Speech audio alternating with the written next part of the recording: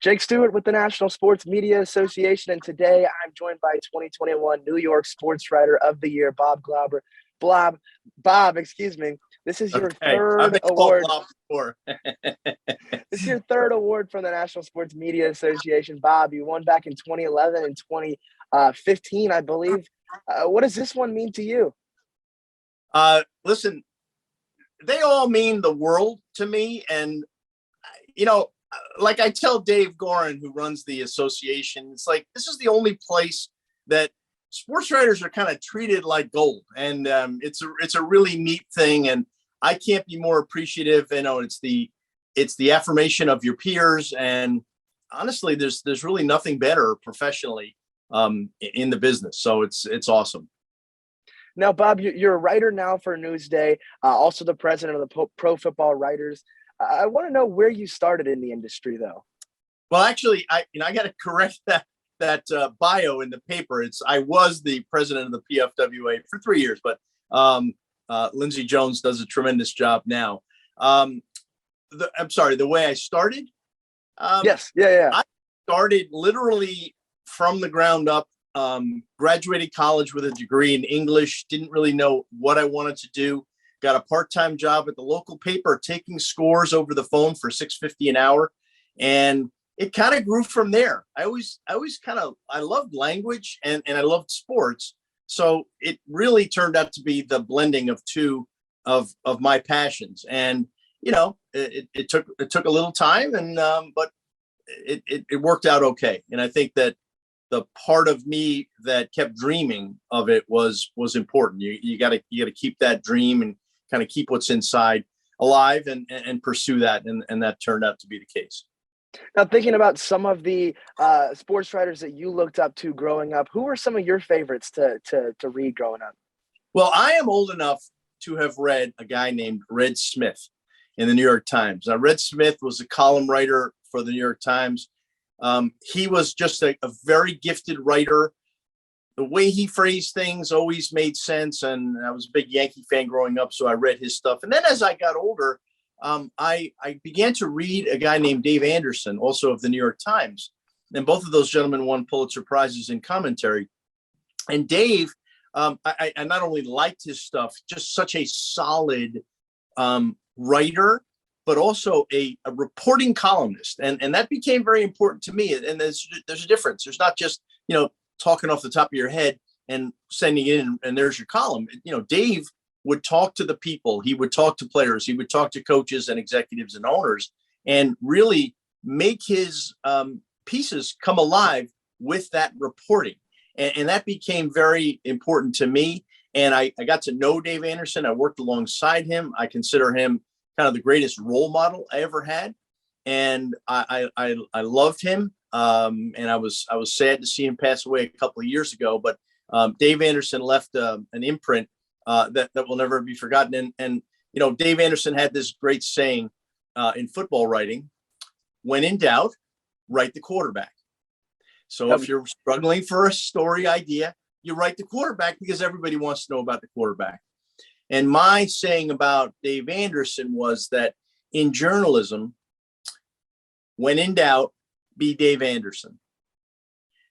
The way he carried himself, classy man, great writer, hard worker, great reporter. So that kind of was a motto that I lived by. I tried to live by in my career.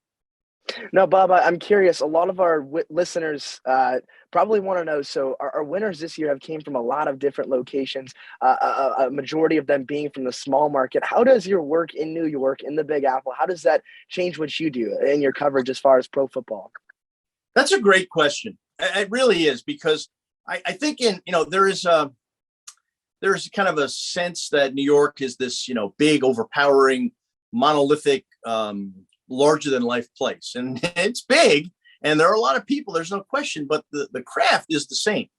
So I have always, and I go back to Dave Anderson, you have to come from a place where you're giving an opinion that is educated, or you're writing a feature or a story that has the background and the texture that relies on reporting, and you kind of looking at it, not just, just saying something that you think is fun or funny or witty, you have to kind of back it up.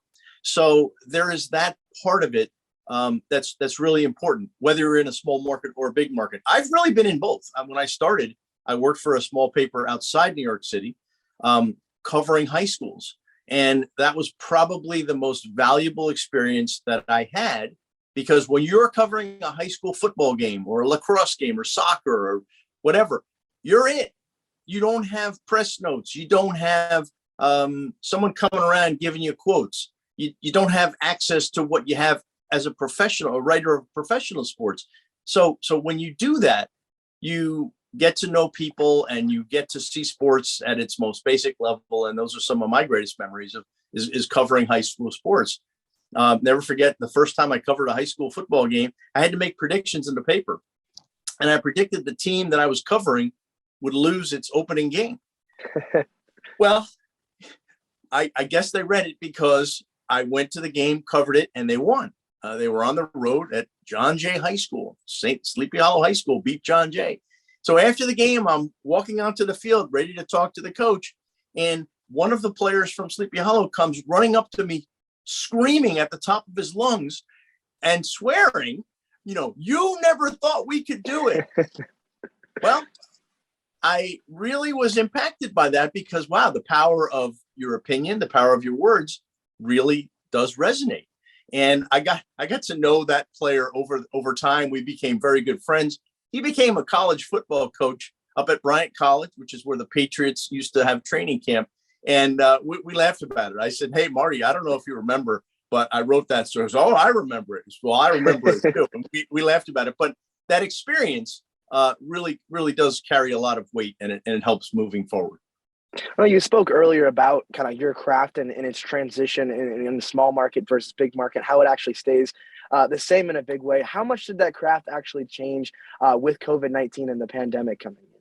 Oh, man. When I was president of the Pro Football Writers of America, we had our annual meeting virtually, obviously, because we had to. And Roger Goodell, we asked him if he would appear at the meeting, and he did. He was on Zoom. And Roger was very appreciative of the work that we had done in COVID. There were a lot of good articles. There was a lot of good writing, and he was very complimentary about the overall body of work from the writers. And I said to him, thank you very much. I just want you to know we were faking it. We were.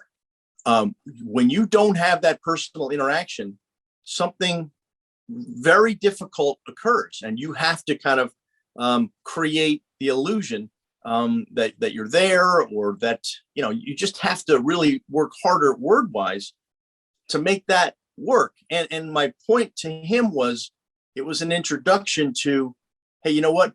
We need to be back in the locker rooms. We understand it's COVID. We understand it's a health emergency, and we are totally understanding that we have to do this thing differently. But when the time comes, we hope to get back into locker rooms so we can tell the story of the NFL the way it needs to be told. And he reacted quite favorably to that. I mean, he's a big media guy in terms of going into locker rooms. He started from the ground up. He started with Pete Rozelle. So he knew the value of good relations with the press and having the press cover his sport in an open manner. And, we will get back into the locker room, hopefully, barring, a real uptick in cases. But it looks like we're going to be going back into the locker room. And I go back to that story. Very, very important. We need to be as close to the situation as possible in any assignment. And because it really does help the readers and the listeners and the viewers to understand the game better and to appreciate it more. Yeah, sure. I mean, you put it great. I think, hearing from a lot of our winners and hearing from, how much Zoom has been used for interviews, even just to point out one example, I think it just makes you bring out more creativity and think out of the box a little bit more as a writer. Bob, I want to ask you, speaking of your body of work as a writer, can you maybe pick, I know you've probably written thousands of pieces and articles, but can you maybe think about a story you've put together that really means a lot to you that you want to share to our listeners? Well, could I take two? Yeah, absolutely. I'll take one, and it goes into the ages. So Vinny Testaverde was the quarterback of the Cleveland Browns. He had replaced ultimately Bernie Kosar. And he had a terrible career in Tampa. And he went to Cleveland, and Bill Belichick helped resurrect his career. Vinny is from a town that is in our circulation area, and Elmont, Long Island. And he won a playoff game. And I noticed Vinny. I was in the press box, and I looked at him after the game, cradle the football, and take a knee. It's a terrible afternoon, muddy field. He took the football, went on one knee, and stayed there a moment. And I wanted to know what the deal was. And I asked him after the game alone. And he said, I did that because I was thinking of my father. And my father couldn't be at that game because he had a heart condition.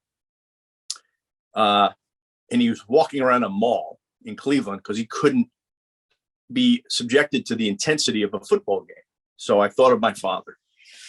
And I'm like, whoa, I'm very close to my father. So that certainly just resonated. If you're a human being, that will resonate.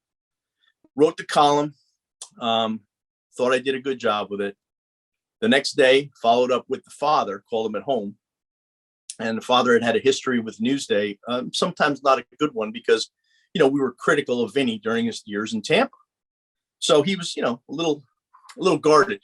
So I get on the phone. I said, hey, Al, Bob Glauber from Newsday, congratulations on your son's win. Just wanted to follow up. He goes, you got me on that one. I go, what do you mean? He said, hey, you got me. I cried over that one. Now, to hear the father of a football player say that was incredible. And I'll never forget that moment.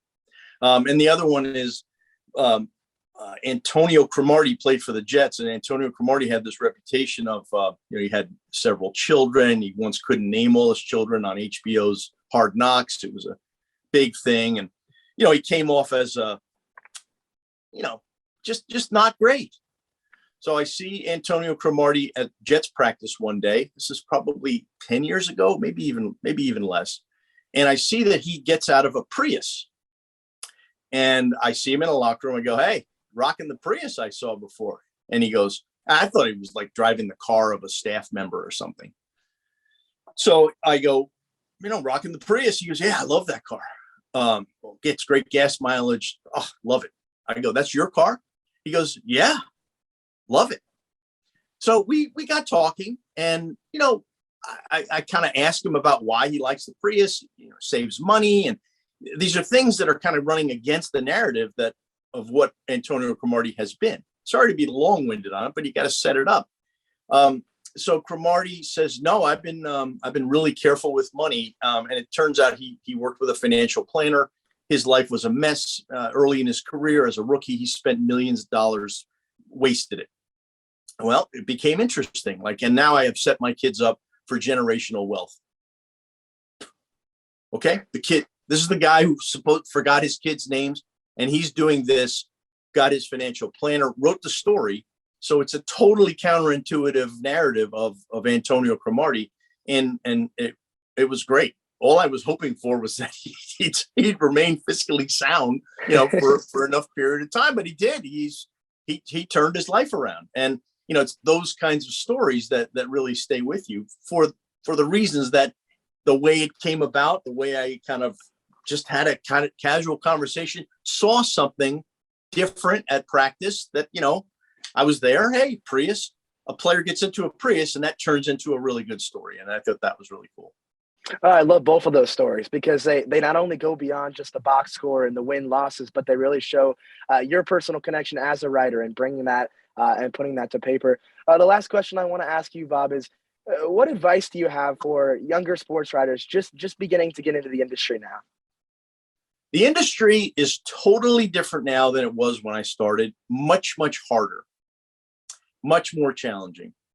The business is totally different. The business model is different. There are more places to see and to write, but the craft of writing has remained the same, and keep that in mind. All right. So you have to work on writing all the time, and you have to make sure you are getting better. And the other part is you'll find jobs. You will find them. You have to kind of do patchwork sometimes. It's freelance. If you get a break, you can get, that model of covering high schools and then getting a pro job. It's hard to do. It's still out there. So you got to just be willing to grind. You got to be willing to take a chance. And the other thing I would say is that I talked earlier about keeping in your heart and keeping that voice inside yourself, and using that voice, listening to that voice, letting that voice guide you to do what you want to do, not what you think others want you to do, but what you want to do. And you always have to keep that in mind. Even if you're an experienced journalist, you keep in mind what you know and what you believe will get you there. And that I would say, and then just, you got to just kind of wing it at certain times. Take some chances in your writing, but just grind away and keep that thought in your heart. I think that's terrific advice from our New York 2021 Sports Writer of the Year and 3-time winner. Bob, we hope to see you in Winston-Salem this summer, and thank you so much for your time. Thank you. I'll be there. Hope to see you and look forward to it.